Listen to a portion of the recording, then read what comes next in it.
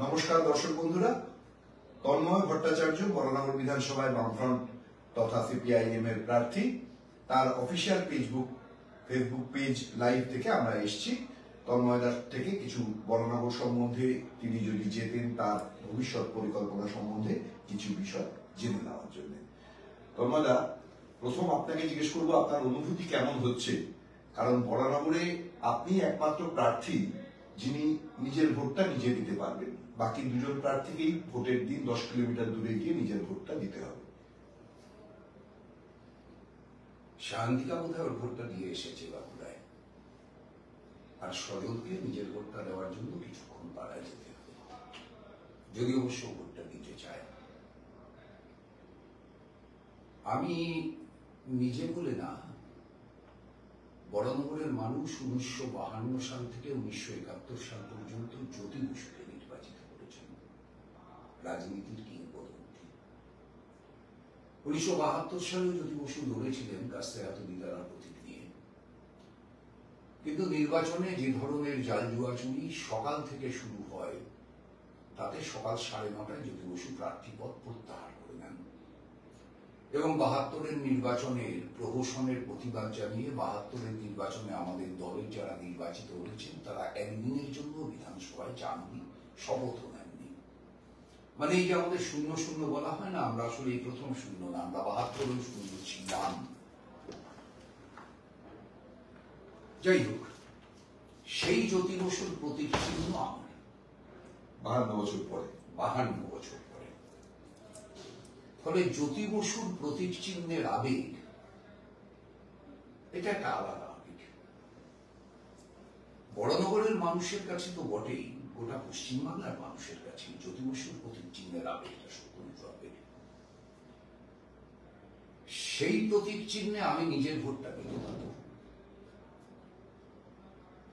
তন্ময় ভট্টাচার্যকে দিচ্ছি কি দিচ্ছি না তার চাইতে বড় কথা, আমি জ্যোতি বসুর প্রতীক চিহ্নে বিধানসভায় প্রথম ভোট দেব। আমি তো 71-72 সালে ভোটার ছিলাম না,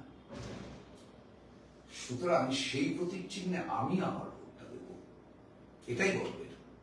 অবশ্যই তোমার পতাকা যারে দাও তারে দাও বহিবার সুখ। দীর্ঘ 52 বছর পরে বরানগরে আবার কাস্তেহাতুদিদার প্রতীক লিজেন্ড জ্যোতি বসুর জায়গায় এবছর প্রার্থী তন্ময় ভট্টাচার্য।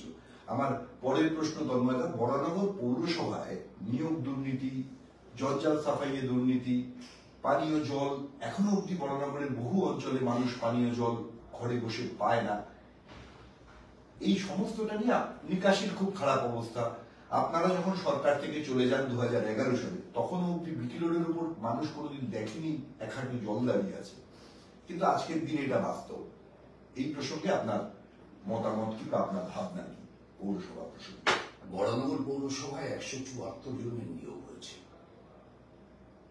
সবটাই ওই কেন্দ্রীয়ভাবে যা হয়েছে অয়নশীলের কোম্পানি তার মারফত।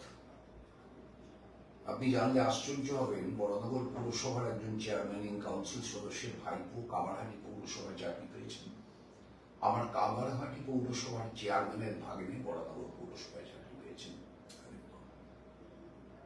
উত্তর দমদম পৌরসভার প্রাক্তন চেয়ারম্যানের ছেলে এবং মেয়ে একজন উত্তর দমদম, একজন বরানগরে চাকরি পেয়েছেন। বরানগর পৌরসভার একজন নির্বাচিত পৌর প্রতিনিধি, তার ছেলে, সে যোগ্য, এই বিষয়ে কোনো সন্দেহ নেই, কিন্তু যখন চাকরির আবেদন দেওয়া হয়েছিল তখন আবেদনের যে মিনিমাম ক্রাইটেরিয়া ছিল সে সেই ক্রাইটেরিয়ায় পড়েনি। অর্থাৎ ধরুন আবেদনে বলা ছিল গ্র্যাজুয়েট, এবার তখন পর্যন্ত তার গ্র্যাজুয়েশন কমপ্লিট হয়নি, পরীক্ষা দিয়েছে, রেজাল্ট বেরোয়নি, তখন সে আবেদনটা করে ফেললো, পরে সে গ্র্যাজুয়েট হলো, তারপরে যখন ইন্টারভিউটা দিয়েছে তখন যোগ্যতা মানদণ্ডটা পড়ে গিয়েছে। এইরকম অজস্র ত্রুটি বরানগর পৌরসভার নিয়োগে আছে এবং বেশিরভাগ মুর্শিদাবাদ এবং মালদা জেলার মানুষ বরানগর পৌরসভায় চাকরি পেয়েছে। 9 জন চাকরি পেয়েছেন এমন আছেন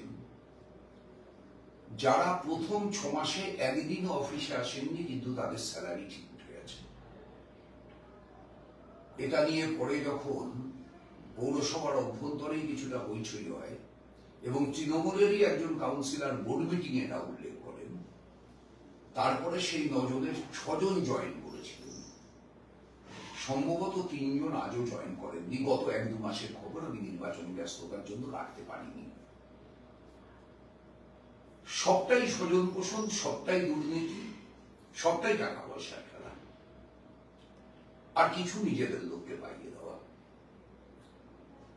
এই নিজেদের লোককে পাইয়ে দেওয়ার প্রশ্নেও আমার নিজস্ব যেটা জিজ্ঞাসা, তৃণমূল কংগ্রেসেরই শিক্ষিত ছেলে মেয়েদের কাছে, বরানগরের তৃণমূল কংগ্রেস তো কম শক্তিশালী দল না, যথেষ্ট শক্তিশালী দল, এবং প্রচুর তৃণমূল কংগ্রেসের সমর্থক কর্মী মানুষকে আমি চিনি যারা যথেষ্ট শিক্ষিত কিন্তু আজও কাজ পাননি। এই শিক্ষিত ছেলেমেয়েরাও কিন্তু কাজটা পেতে পারতেন, কেন পেলেন না? পেলেন না তার কারণ হচ্ছে এই শিক্ষিত ছেলে মেয়েদের কাজ দিলে তাদের থেকে অর্থ দেওয়া যাবে না, কিংবা নিলে সেটা বুমেরাং হবে। আর অয়নশীলের কোম্পানিকে দায়িত্ব দিয়ে সবটাই যেহেতু ছেড়ে রাখা হয়েছিল দলনেত্রীর নির্দেশে, অভিষেক বন্দ্যোপাধ্যায়ের নির্দেশে, ফলে সেখানে কোনো কথা বলবার রাইট এদের কারো ছিল না।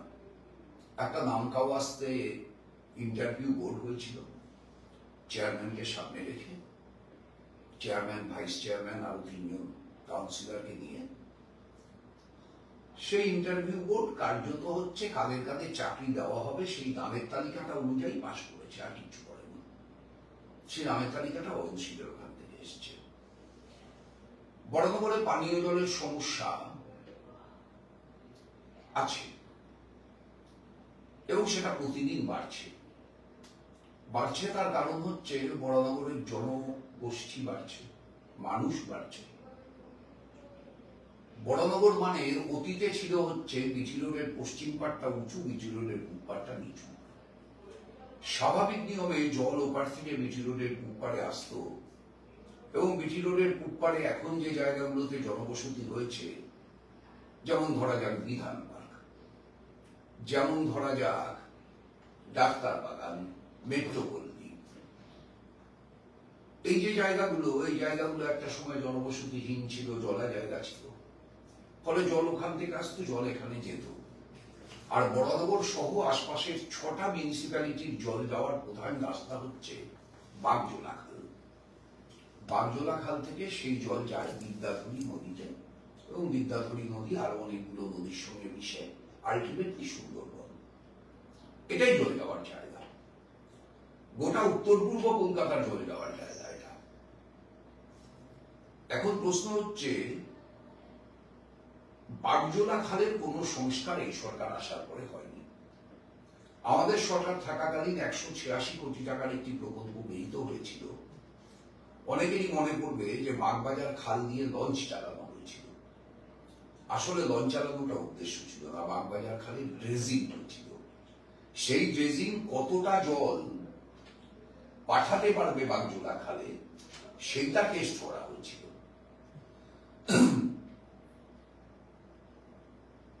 তো সেই বাগজোলা খালের সংস্কার বন্ধ হয়ে গেল। ওই 186 কোটি টাকা প্রকল্পের অর্ধেক টাকা মতো খরচ হওয়ার পরে আমাদের সরকার চলে গেল। তার দ্বিতীয় পর্যায়ের কাজ ছিল হচ্ছে বিদ্যাধরীর সংস্কার। বিদ্যাধরীর সংস্কার মানে মেনলি পলি নিষ্কাশন। যে কোনো নদীতে স্বাভাবিক নিয়মে পলি তৈরি হয় এবং সেই পলি যত বাড়বে নদীর নিচে মাটিতে, তত বেশি হচ্ছে তার জল ধারণ ক্ষমতা কমবে। গঙ্গা সহ সবার জন্যই এটা সত্য, এবং এই কারণেই অত কোটি কোটি টাকা খরচ করে গঙ্গা অ্যাকশন দেন। তো সেই বিদ্যাধরী নদীর পলি নিষ্কাশনের কাজ এই সরকার আসার পরে একদিনের জন্য হয়। ফলে বিদ্যাধরীর জল ধারণ ক্ষমতা কমেছে, জল ব্যাক করছে। এবার জলের ধর্ম কি নিচের দিকে যাবে। এবার সে ওদিকে উঁচু জায়গা পেলে, এদিকে উঁচু জায়গা পেলে মাঝখানে জমে থাকবে, ফলে বরানগরে জলমগ্ন হয়ে থাকছে। এর জন্য একটা বড় প্রজেক্ট দরকার। যদি বিধানসভায় আমি নির্বাচিত হই এবং লোকসভায় সুজন চক্রবর্তী নির্বাচিত হন, তাহলে দিল্লির সরকারের সঙ্গে কথা বলে, রাজ্যের সরকারের সঙ্গে কথা বলে, সেই আমলে 186 কোটি মানে এই আমলে আমার ধারণা প্রায় 600 কোটি টাকার প্রজেক্ট দিতে হবে। সেই রকম একটা প্রজেক্ট তৈরি করা দরকার। পানীয় জলের সমস্যা নিরসনের জন্য বামফ্রন্ট সরকারের উদ্যোগের পরে এরা কোনো উদ্যোগ নেয়নি। শেষ বামফ্রন্টের উদ্যোগ ছিল 2006 সালে। তার আগে একটা পলতার জলের বড়নগরে আসবার যে, তার আগে আসতো না তো বড়নগরে পলতার জল, টালার জল আসতো কিছুটা পরিমাণে, মেনলি বিচি রোডের ধারে দিয়ে, পলতার জল আসতো না। পলতার জল আসার ব্যবস্থা বড়নগরে হয়েছিল 1993 সাল থেকে। তাতে বড়নগরের পানীয় জলের সমস্যা সেই সময় অনেকটা মিটেছিল। পরে 2006 সালে আরো একটা জল প্রকল্প বড়নগরে গৃহীত হয়। কিন্তু এই সরকার আসার পরে এবং 2010 সালে পৌরবোর্ড থেকে আমরা চলে যাওয়ার পরে তার সেই ব্যাপারে আর কোনো অগ্রসর হয়নি। বড়নগর জুট মিলের মালিকের জমিতে একটি জল প্রকল্প গড়ে উঠবার কথা ছিল, পরিকল্পনা চূড়ান্ত আকার নিয়েছিল, হয়নি। ফলে পানীয় জলের যে সমস্যা আছে, পানীয় জল কেন, পানীয় জল থেকে শুরু করে আপনি যে কোনো নগর উন্নয়ন সংক্রান্ত যদি কোনো পরিকল্পনা করেন, তাহলে আপনাকে 20 বছর বাদের চাহিদার কথা ভেবে পরিকল্পনা করতে হবে।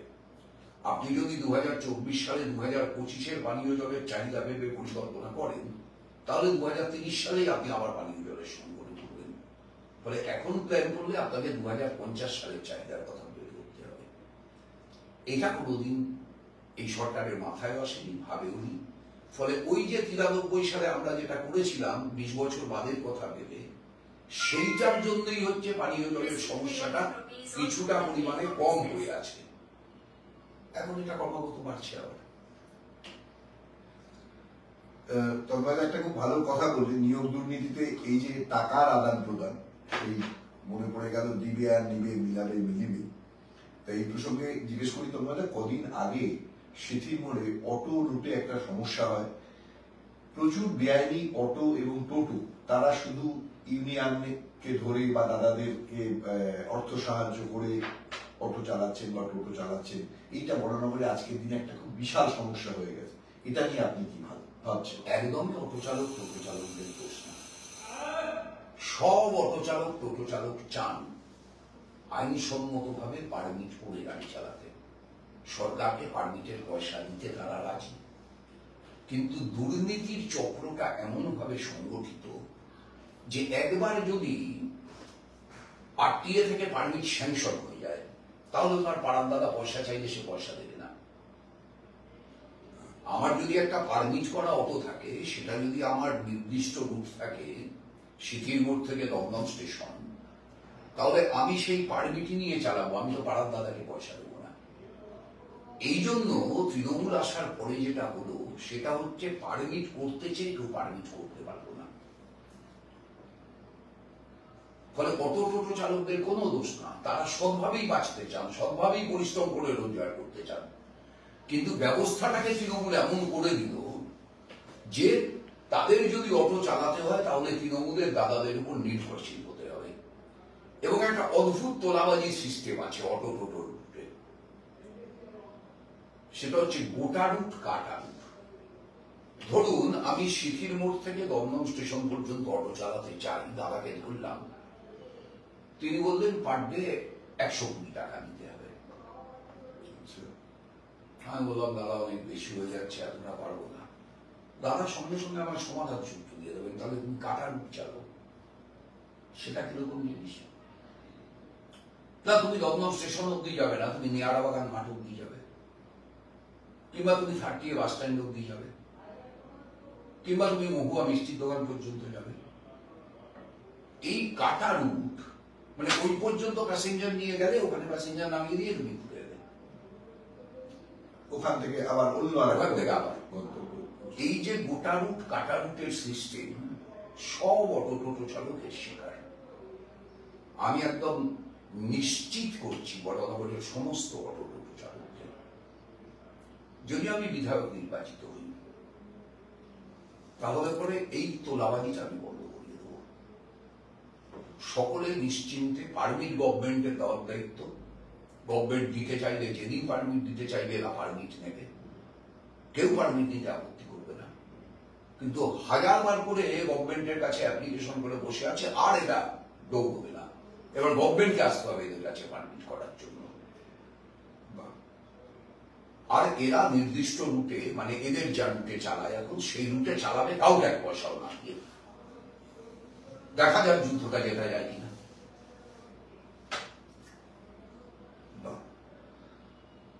আমরা একটা আশার কথা শুনলাম অটো এবং টোটো চালক ভাইদের জন্য। আর এরপরে আর একটা অন্য বিষয়ে একটু বলি। তন্ময় ভট্টাচার্যকে সিপিআইএম নেতা হিসেবে আমরা দর্শকেরা সবাই চিনি, কিন্তু তার পাশাপাশি দাঁড়িয়ে তিনি একজন সাংস্কৃতিক কর্মী। তিনি শুধুমাত্র ভালো সুবক্তা, ভালো কথা বলেন এটা এরকম বিষয়টা নয়, তিনি ভালো আবৃত্তি করেন, শ্রুতি নাটক করতে পারেন। পাশাপাশি তিনি হচ্ছেন একজন ভালো খেলোয়াড়, ক্রীড়াপ্রেমী মানুষ। সেই জন্য আমার পরের প্রশ্ন তন্ময়দা, বরানগরে সাংস্কৃতিক কেন্দ্র বা ক্রীড়া ক্ষেত্র, মাঠ যেগুলো আছে, মাঠ তো প্রত্যেক দিনই আমাদের চুরি হয়ে যাচ্ছে, সে জায়গায় দাঁড়িয়ে আপনি যদি বিধায়ক হন, এই সাংস্কৃতিক ক্ষেত্র এবং ক্রীড়া ক্ষেত্র নিয়ে আপনার ভাবনা কি আছে? দেখুন, অনেক কিছু ভেবে এই মুহূর্তে কোনো লাভ নেই, সময়কালটা তো মাত্র 2 বছর। সুতরাং অনেক কিছু ভাবলেও এই সরকারকে দিয়ে অনেক কিছু করাতে পারবো না। Cut your coat according to your cloth. আমি নিজে যেটা করতে পারি সেটা হচ্ছে যে বিধায়ক এলাকা উন্নয়ন প্রকল্পে 5 বছরে 3 কোটি টাকা পাওয়া যায়। আমি জানি না আমার পূর্বতন বিধায়ক বরানগরের মাননীয় তাপস রায় কত টাকা খরচ করে গেছেন, আরো কিছু খরচ করেছেন কিনা। কারণ সাধারণভাবে তৃণমূলের বিধায়কদের, অতীতে বিধায়ক থাকার কারণে আমি জানি, তাদের প্রবণতাই থাকে হচ্ছে নির্বাচনের বছরে সেটা খরচ করার। 4 বছর চুপ করে থেকে নির্বাচনের বছরে খরচ করেন।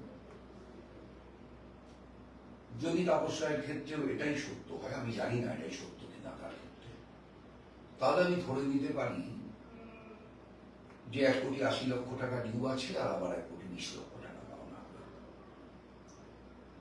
এই 3 কোটি টাকা যেটা বিধায়ক এলাকা উন্নয়ন প্রকল্পের হবে, বরানগরে একটা রবীন্দ্র ভবন আছে। প্রাথমিক ভাবনা হচ্ছে মিঠি রোডের ওপারে একটা, মিঠি রোডের এপারে একটা, দুটো খুব বড় মাপের নয় কিন্তু ছোট মুক্ত মঞ্চ তৈরি করা যায় কিনা। বরানগরে শক্তি সংঘ এবং সিটি অ্যাথলেটিক ক্লাব এই দুজন মিলে একটা মাঠ পরিচালনা করে। এই মাঠটাকে একসময় প্রমোটারের কাছে তুলে দেওয়ার যাবতীয় ব্যবস্থা হয়েছিল। আমাদের তৎকালীন 23 নম্বর ওয়ার্ডের কাউন্সিলর মানবেন্দ্র পান, তার সঙ্গে আরো অনেকে থেকে আমাদের পার্টি নেতা প্রদীপ গুহ সহ সেটাকে ঠেকিয়েছিলেন। এই যে সিথি শক্তি সংঘ এবং সিথি অ্যাথলেটিক ক্লাব যে মাঠটা তারা দেখভাল করেন, এই মাঠটা ভালো, কিন্তু মুশকিল হচ্ছে এই মাঠটার কোনো দিকে কোনো জায়গা নেই। ফলে এই মাঠটার ডেভেলপমেন্টের জন্য কি করা যায় সেটা ওদের সঙ্গে কথা বলতে হবে।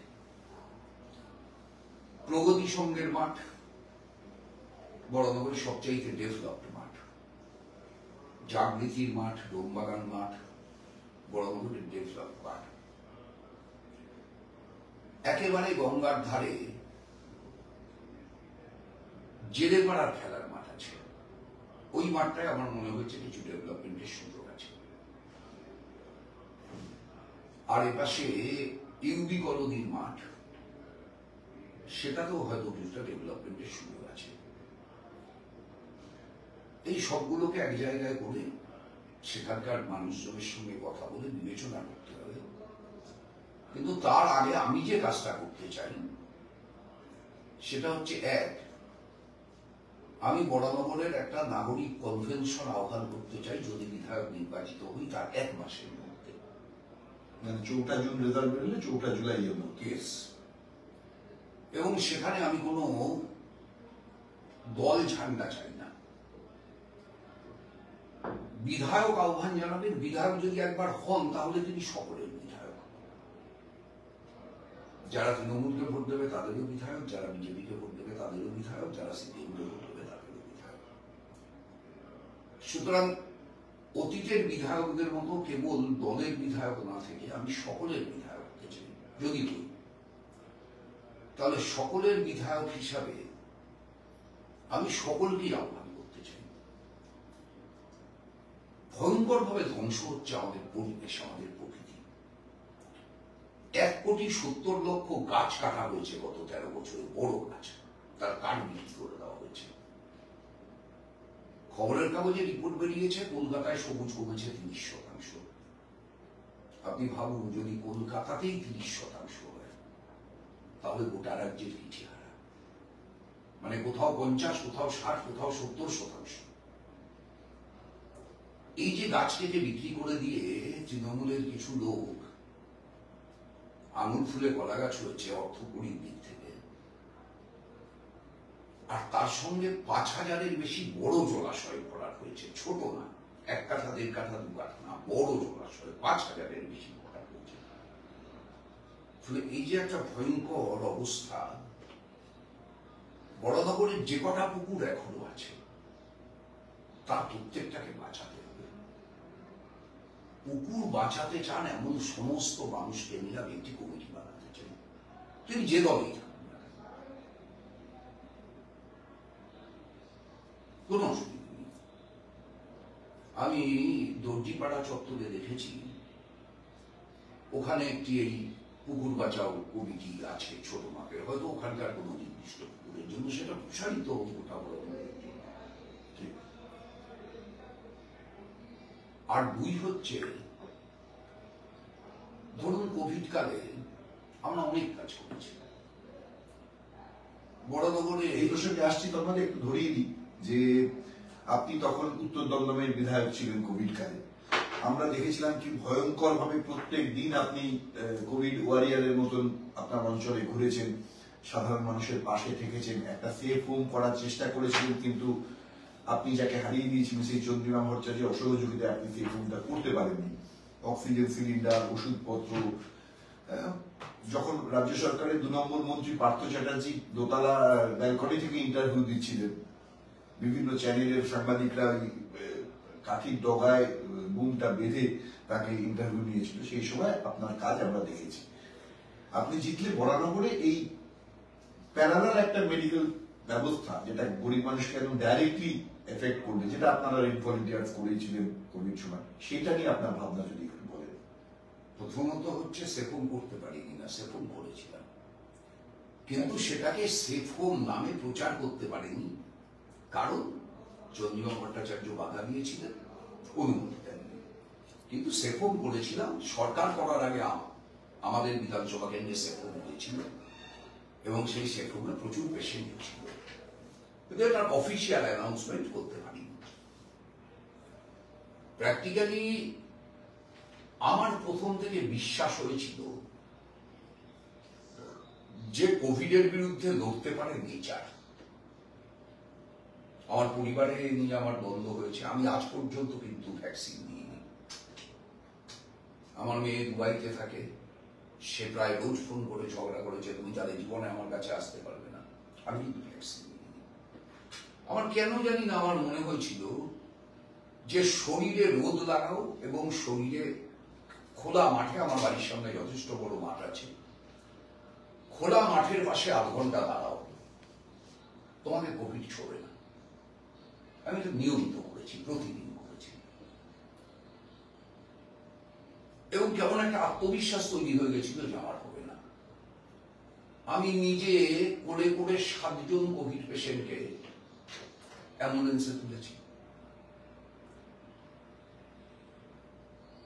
আমার উত্তর দমদমে আমার বেশিরভাগ কাজ যিনি দেখাশোনা করেন শিবশঙ্কর ঘোষ, ও অন্তত 30 জন পেশেন্টকে অ্যাম্বুলেন্সে তুলেছে, ওর কোভিড হয়নি। প্রথম দিকে তো সকলেরই ভয় ছিল, আমাদের উপর দিকের ভয় ছিল। আমি এবং শিবশঙ্কর নিজেরা হাতে করে নেমে এটা করার পরে এটা করতে এত কমরেডরা উৎসাহিত হয়ে গেল যে তারপর থেকে হচ্ছে কোভিড পেশেন্ট মানে তাদের সাথে গিয়ে কথা বলা, তাদেরকে ছোঁয়া, তাদেরকে ধরাটা কোনো ব্যাপার না। মানে কোভিড পেশেন্টকে 15 মিনিট আগে হাসপাতালে পাঠানো হয়েছে, সেই কোভিড পেশেন্টের খাটে গিয়ে আমি বসে পড়েছি। এরকম অজস্র ঘটনার উদাহরণ আমি দিতে পারি। অক্সিজেন সিলিন্ডার পরবর্তীকালে আমরা শ্যামল চক্রবর্তীর নামে এটাকে উৎসর্গ করি শ্যামলদা মারা যাওয়ার পরে। এখন আমাদের সেই সেন্টার চলে, কিন্তু এখন তার কোভিড না।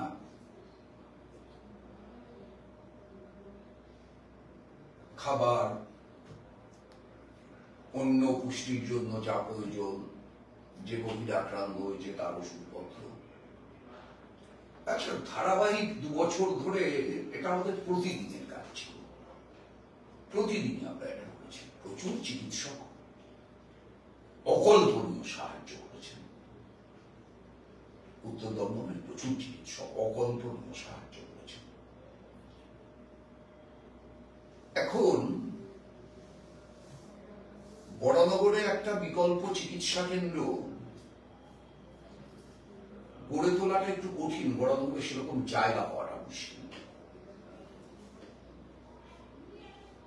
আর বড়নগরে তো নিজস্ব একটা স্টেট জেনারেল হাসপাতাল আছে, বিকল্প করতে হবে।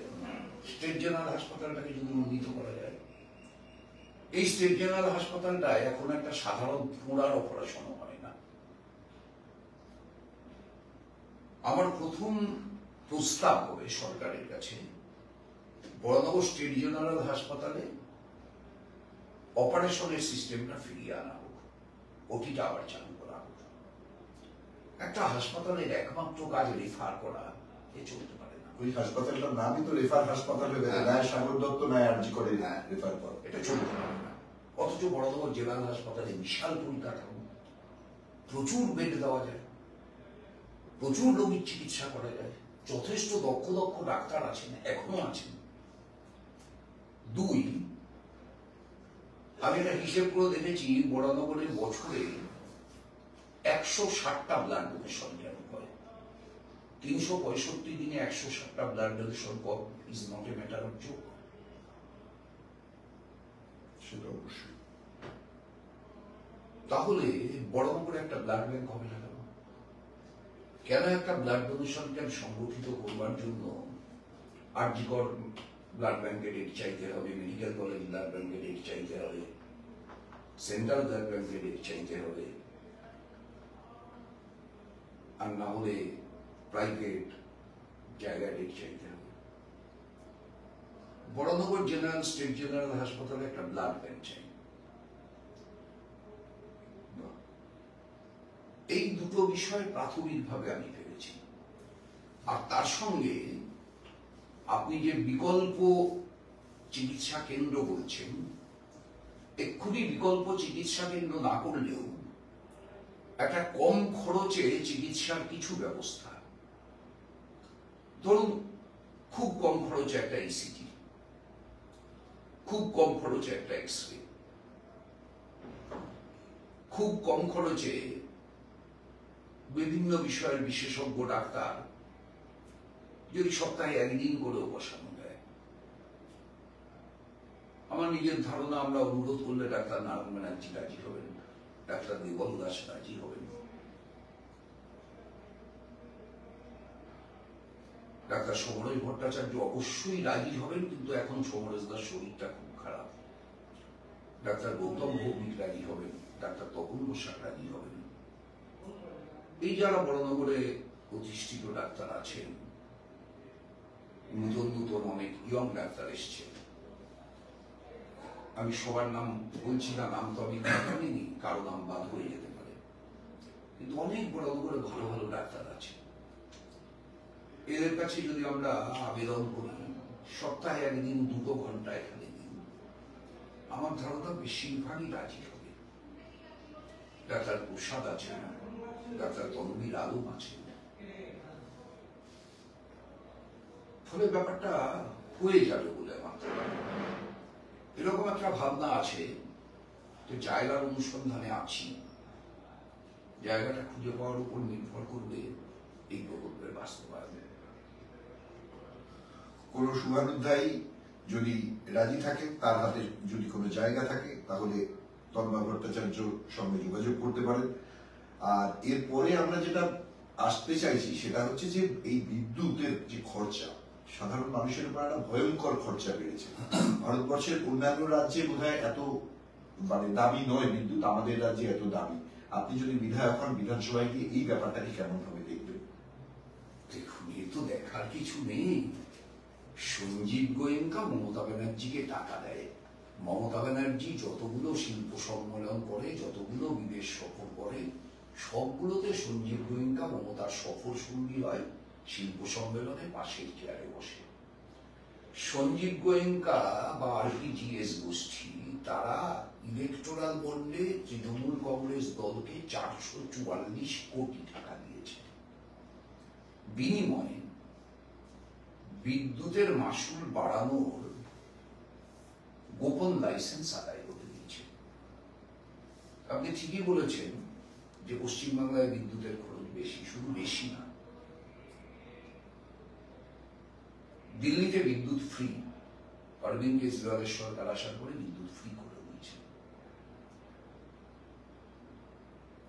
অরুণাচল প্রদেশে 1 ইউনিট বিদ্যুৎ গড় দাম 2 টাকা 81, কেরালায় 3 টাকা, তামিলনাড়ুতে 3 টাকা 50।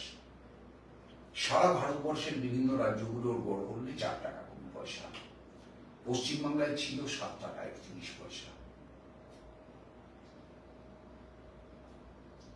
আপনি আপনার বাড়ির গত মাসের বিদ্যুতের বিল আর এই মাসের বিদ্যুতের বিল পাশাপাশি রাখুন, দেখে দেখবেন গত মাসের বিদ্যুতের বিলে আপনার ইউনিট, স্ল্যাব এগুলো মেনশন আছে, এই মাসের বিদ্যুতের বিলে মেনশন নেই।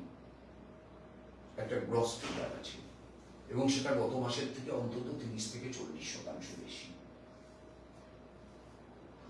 এই যে বেশি, এই বেশির কারণ হচ্ছে ওই যে গড়ে 7 টাকা 31 ছিল, সেটা এখন গড়ে 9 টাকা 22 হয়েছে। ওই 444 কোটি টাকাটা তুলতে হবে তো। মানে আপনি ভাবুন, বাম শাসিত কেরালায় 1 ইউনিট বিদ্যুতের গড় দাম 3 টাকা, তৃণমূল শাসিত পশ্চিমবাংলায় 1 ইউনিট বিদ্যুতের গড় দাম 9 টাকা 22 পয়সা, 3 গুণেরও বেশি। হ্যাঁ, আর একটা বুঝতেই পারছেন। রাজ্য সরকারের সাম্প্রতিককালে দুটো বড় দুর্নীতি, একটা হচ্ছে এসএসসি দুর্নীতি আর একটা হচ্ছে ওবিসি দুর্নীতি। এতে বরানগরের কিছু মানুষ যদি সাফারার হন, তাদের পাশে কি আপনি বিধায়ক নির্বাচিত হলে দাঁড়াবেন? 100 ভাবে দাঁড়াবেন, 100 ভাবে দাঁড়াবেন। কারণ সম্পূর্ণ অপরাধ হচ্ছে শিক্ষামন্ত্রী পার্থ চ্যাটার্জির। তিনি এই গোটা ব্যাপারটা নিয়ন্ত্রণ করেছেন। সেটা এদের সরকার আসার পরে প্রথম যাকে এসএসসি চেয়ারম্যান করেছিল চিত্তরঞ্জন মণ্ডল, তিনি বলে দিয়েছেন যে আমাকে হুমকি দেওয়া হতো, অমুককে চাকরি দিতে হবে, তমুককে চাকরি দিতে হবে। সেসব মন্ত্রী যেদিন বললেন যে আমার লিস্ট অনুযায়ী চাকরি না হলে আপনার চাকরি করার দরকার নেই, তারপর আমি পদত্যাগ করে চলে এসেছি। আমার কথা না, চিত্তরঞ্জন মণ্ডল এই সরকারের নিযুক্ত এসএসসির প্রথম চেয়ারম্যান, তার কথা। এবং তারপর থেকে যাদের যাদের এসএসসি চেয়ারম্যান করা হয়েছে সবাইকেই কার্যত পার্থ চ্যাটার্জি ক্রিয়নক কিংবা কৃতদাসের মতো আচরণ করতে হয়েছে। এবং তার ফলে ধরুন 1997 থেকে তো এসএসসি চালু হয়, 97 থেকে 2010, 14 বছরে 13 বার এসএসসি পরীক্ষা হয়েছে এবং 1,47,000-এর বেশি ছেলে মেয়ে চাকরি পেয়েছে, কারোর চাকরি যায়নি। এই সরকার যে এসএসসিটা নিয়ে এত দুর্নীতি, এই এসএসসিটার বিজ্ঞাপন কিন্তু বাম সরকারের, এই সরকারের না। 2011-তে সরকার চলে যাওয়ার আগে বাম সরকারের করা বিজ্ঞাপন। বাম সরকার ফেরেনি, ন্যাচারালি সেই বিজ্ঞাপন অনুযায়ী যে অ্যাপ্লিকেশন হয়েছে সেই অ্যাপ্লিকেশনের উপরে এই সরকার পরীক্ষা দিয়েছে এবং সেটাও দিতে সময় নিয়েছে 4 বছর, 5 বছর, 2016 সালে পরীক্ষা নিয়েছে। তারপরে তার রেজাল্ট বেরোতে আরো 2 বছর, তারপরে তার ইন্টারভিউ, এইসব করে ঠরে আলটিমেটলি যে প্যানেল তৈরি হলো, প্যানেল তৈরির দিন থেকেই কথা এসেছে। আপনার মনে আছে ওই অঙ্কিতা অধিকারী, পরেশ অধিকারীর মেয়ে বর্ধমানে নেমে পালিয়ে গেছে ববিতা বর্মনকে বাদ দিয়ে তাকে চাকরি দেওয়া হয়েছিল, প্যানেলের 1 নম্বর নাম। এসব বহু কাণ্ড বহুদিন ধরে হয়েছে। এখন এই সব কিছু নিয়ে যখন কোর্টে মামলা হলো, অভিযোগ হলো, তখন বোঝা গেল যে একটা বড় অংশকে জালিয়াতি করে দেওয়া হচ্ছে। এবং সেটা কত? এসএসসি হাইকোর্টে কোর্ট 7 বার এসএসসি কে টাইম দিয়েছে যে কারা প্যানেলের বাইরে নিযুক্ত হয়েছে তাদের নামের তালিকা জমা দিন। এরা বললো এমআরসি হারিয়ে গেছে, ফাইল হারিয়ে গেছে, এক্সেট্রা এক্সেট্রা। আসলে কিচ্ছু হারায় না। আপনারা আধুনিক টেকনোলজির যুগের মানুষ, আপনারা সবাই জানেন যেগুলো সব কম্পিউটার হার্ড ডিস্কে সুরক্ষিত থাকে। আমার মতো বয়সের মানুষজন কম জানে, কিন্তু সেসব হলো। এইবার যেহেতু অযোগ্য নেওয়া হয়েছে এটা প্রমাণিত, কিন্তু কতজন অযোগ্য নেওয়া হয়েছে এটা খুঁজে বের করা যাচ্ছে না। কোর্টকে নিরুপায় হয়ে রায় দিতে হলো 25,593 জনেরই চাকরি দেয়। তারপরেই এরা সুপ্রিম কোর্টে গেল এসএসসি। এবং কি অদ্ভুত দেখুন, যারা 7 বার হাইকোর্টের দেওয়া ডেট ফেল করতো তারা সুপ্রিম কোর্টে গিয়ে প্রথম অ্যাপিল করলো, আমরা 8,000 অযোগ্যকে চিহ্নিত করতে পেরেছি, সেই 8,000 অযোগ্য বাদ দিয়ে বাকিদের চাকরিতে বহাল রাখা হোক। কি করবে সুপ্রিম কোর্ট? সুপ্রিম কোর্ট স্বাভাবিকভাবেই স্বাভাবিক নিয়মেই বলবে যে হলফনামা জমা দিন, 8,000 অযোগ্য চিহ্নিত হচ্ছে, সেই 8,000-এর নামের তালিকা জমা দিন, তাদের চাকরি বাতিল হলে বাকিরা চাকরিতে থাকবে। এবং এই সময়ের ভেতরে এই যে টাকা ফেরত দেওয়ার পর সংক্রান্ত হাইকোর্টের রায় ছিল সেটা স্থগিত হলো। একটা ডেট করলো, সেই ডেটে 3,500-এর নাম ওরা জমা দিল, দিয়ে বললো বাকি নাম রেডি করতে কিছু সময় লাগবে। সুপ্রিম কোর্ট 16 জুন ডেট দিল। আপনি খেয়াল করে দেখুন, 4 জুন ভোটের রেজাল্ট বেরিয়ে যাবে। তার মানে হচ্ছে এই গোটা প্রক্রিয়াটার আসল উদ্দেশ্য ছিল ভোটের আগে এই মানুষগুলোর বিক্ষোভকে সামনে আসতে না দেওয়া। এবার 4 জুন ভোট মিটে যাবে, তারপরে এই মানুষগুলোর বিক্ষোভ সামনে এলে আমাদের রাজ্যের স্বৈরাচারী মুখ্যমন্ত্রী কিছু যায় আসে না।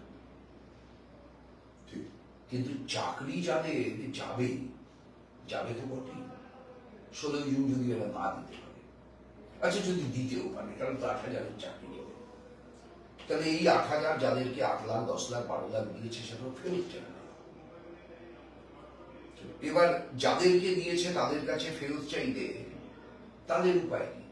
তাদের হয় ঘর বাড়ি ছেড়ে ভিটে বাড়ি ছেড়ে পালাতে হবে, নয় তারা 25 রেখে 75 যেখানে দিয়েছে, যেটা দোলা সেন বলেছেন, সেখানে গিয়ে তাদের লাইন দিতে হবে ফেরত দেওয়ার জন্য।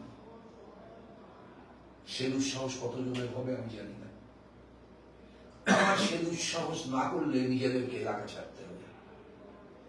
ফলে একটা অদ্ভুত যাতা করে পশ্চিমবঙ্গবাসীকে এবং তৃণমূল কংগ্রেসের কর্মীদেরকেও মমতা ব্যানার্জি ফেলে দিলেন, পার্থ চ্যাটার্জি ফেলে দিলেন এই অপরাধ সংঘটিত করার মধ্য দিয়ে। আচ্ছা, তার মানে এক দর্শক একটা প্রশ্ন করেছেন, সেটা হচ্ছে বাম কংগ্রেসকে ভোট দিলে কি আগামী দিনে লক্ষ্মীর ভান্ডার বন্ধ হয়ে যাবে? একদমই না, কোনো প্রশ্নই আসে না। একটা জিনিস মাননীয় দর্শক বুঝবেন, সরকারি প্রকল্প একবার গৃহীত হলে সেই প্রকল্পের নাম বদলানো যায়, বরাদ্দ বাড়ানো যায়, কিন্তু প্রকল্প বন্ধ করা যায় না। এই যে আবাস যোজনা, এই আবাস যোজনা তো চালু করেছিলেন ইন্দিরা গান্ধী, পণ্ডিত জওহরলাল নেহরুর নামে। তারপর ইন্দিরা গান্ধী মারা যাওয়ার পরে রাজীব গান্ধী ওটাকে ইন্দিরা আবাস যোজনা করেছিলেন। এতজন প্রধানমন্ত্রী এসেছে, ইন্দিরা আবাস যোজনার নামেই চলেছে। ইন্দিরা গান্ধীর পরে ভারতবর্ষে 14 জন প্রধানমন্ত্রী হয়েছে, ওটা ইন্দিরা আবাস যোজনাই থেকেছে। নরেন্দ্র মোদী এসে ওটাকে প্রধানমন্ত্রী আবাস যোজনা করলেন, কিন্তু প্রকল্প তো এক, আবাস যোজনাই। প্রকল্প কি বদলালো? বদলালো না, নাম বদলালো। আমরাও তো বলছি লক্ষ্মীর ভান্ডার মহালক্ষ্মীর ভান্ডার হবে। আর শুধু লক্ষ্মীর ভান্ডার কেন থাকবে না, আমাদের ভান্ডার কেন হবে না? হাজার হাজার নারায়ণ যে ঘুরে বেড়াচ্ছে, চাকরি পাচ্ছে না এই সরকারের জন্য। কন্যাশ্রী কেন আর শুধু থাকবে, পুত্রশ্রী কেন হবে না? কন্যাশ্রী করবার সময় মমতা ব্যানার্জি বলেছিলেন নাবালিকা বিবাহ ঠেকানো, এটা হচ্ছে এই প্রকল্পের সবচাইতে বড় সাফল্য বলে চিহ্নিত হবে। আর কি অদ্ভুত, নাবালিকা বিবাহে পশ্চিমবঙ্গ প্রথম। সুতরাং লক্ষ্মীর ভান্ডার বন্ধ হওয়ার কোনো প্রশ্নই নেই। আর ইন্ডিয়া জোট ক্ষমতায় এলে রাহুল গান্ধী ইতিমধ্যেই ঘোষণা করেছেন যে জুলাই মাসেই 1 লক্ষ টাকা এককালীন দেওয়া হবে অর্থনৈতিক দিক থেকে পিছিয়ে পড়া মহিলাদের হাতে। আর আমরা বলেছি 2026 সালে সরকার বদলাম, লক্ষ্মীর ভান্ডার মহালক্ষ্মীর ভান্ডারে পরিণত হবে। 1000 টাকাটা আজকের বাজার মূল্যে 3000 টাকা হবে, 28-এর বাজার মূল্যে তখন ক্যালকুলেট করব। আচ্ছা, আর একটা প্রশ্ন এসছে, বাম কংগ্রেস কি পারবে আগামী দিনে সুস্থ বাংলা ফিরিয়ে দিতে মানুষের কাছে? 100 বার। আপনি আশাবাদী? আশাবাদী না, এটাই আমাদের। দেখুন, মোদির গ্যারান্টি মানে তো 15 লক্ষ টাকা, বছরে 2 কোটি কাজ, না খাউঙ্গা না খানে দুঙ্গা। আর মমতার গ্যারান্টি মানে শিল্প হবে, বছরে 2 লক্ষ কাজ। ভাবুন তো, 400 একর জমির অবাস্তব বায়না ধরে সিঙ্গুর হতে দিবেন না, আর ইস্কন মন্দির করার জন্য সরকার বিনা পয়সায় 600 একর জমি দিল। আমাদের কি মন্দির আগে দরকার না মোটর গাড়ির কারখানা আগে দরকার? কোনটা আমাদের আগে দরকার? ফলে এই যে অব্যবস্থা, এই অব্যবস্থা থেকে পশ্চিমবাংলাকে শান্তির জায়গায় আনতে হবে। এই শান্তির জায়গায় আনতে হলে যে চরম দক্ষিণপন্থা রাজনীতির বিকাশ ঘটেছে দেশে এবং রাজ্যে, এই দক্ষিণপন্থী রাজনীতিকে পরাজিত করতে হলে কে পারে? বামপন্থী, মধ্যপন্থী, উদারপন্থী সব শক্তিকে এক হয়ে চরম দক্ষিণপন্থাকে পরাস্ত করতে হবে। পৃথিবীর ইতিহাসের সাক্ষ্য তো এইটাই। মুসোলিনিকে, হিটলারকে কে পরাস্ত করেছিল? চরম উগ্রতা বিরোধী যারা ছিল তারা সকলে মিলে এক হয়ে। ফলে বামপন্থী, মধ্যপন্থী, উদারপন্থী সকলে এক হয়ে আজকে এই অব্যবস্থার অবসান চাইছে দেশে এবং রাজ্যে। সে অবসান ঘটবেই, ইতিহাসের নিয়মেই ঘটবে, কেউ ঘটনাটা আটকে রাখতে পারবে না। আচ্ছা, আজকে কর্মদা এই নির্বাচনের 6th ফেজ, 6ষ্ঠ পর্ব হচ্ছে। তাই এতদিন আপনারা মানুষকে বলতেন যে এই বিজেমূল তত্ত্ব, তৃণমূল বিজেপির সেটিং, রাজ্য সরকার কেন্দ্রীয় সরকারের সেটিং, যার জন্য অরবিন্দ কেজরিওয়াল জেলে যান, কিন্তু মমতা ব্যানার্জি বা অভিষেক ব্যানার্জি জেলে যান না। খুব সারপ্রাইজিংলি আজকে ঘাটালে বিজেপির প্রার্থী হিরণ চট্টোপাধ্যায় তিনি অভিযোগ করেছেন যে কেন্দ্রীয় বাহিনী এবং তৃণমূলের বিরাট সেটিং, বিরাট গোটা। আশ্চর্য না? কারণ আপনি খেয়াল করে দেখবেন যে দেব একটা বার্তা দিয়ে রেখেছে। প্রথমত দেব এবার প্রার্থী হবে না ঘোষণা করেছিল।